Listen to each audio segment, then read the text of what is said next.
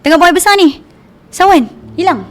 Oh. Macam tu. Masya Yang doktor tengok dekat footage CCTV tu. Ya, Itu terbalik. macam tu lah. Saya switch off. Oh, tiba-tiba.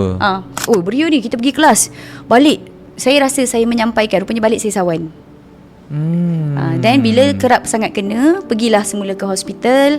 Dan doktor buat test lagi. Oh, confirm heat, confirm sawan. Startlah kena makan Lamitrogene. Lamitrogene, okay. Dan doktor kata kena makan seumur hidup. So saya kena makan. Dan bila saya tak makan, memang lagi teruk lah dia kena. Sometimes dia bukan kena yang setiap hari kena saja. Sometimes dalam satu hari 2 ke 3 kali kena. Saya sawan kat dalam bilik air. Saya sawan ketika tengah mandi.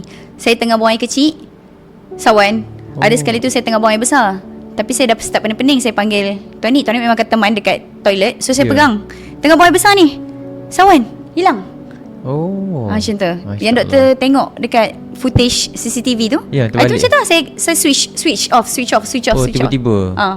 Lepas tu kat tangga, kat dapur, tengah cakap-cakap dengan member, tengah meeting dengan team, berbual dengan dia orang, tengah briefing, boleh tumbang any point of time. Boleh jadi 5 minit, boleh jadi 3 minit, paling lama 15 minit je dia dah terus bawa pergi hospital lah. Macam tu. Lepas tu tak habis kat situ.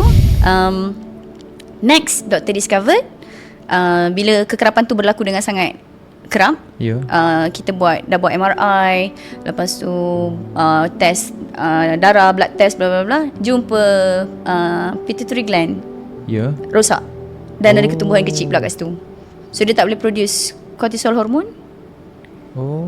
Tak ada langsung dalam badan saya. So saya tak boleh bangun at all. Kalau senang cerita pagi tu,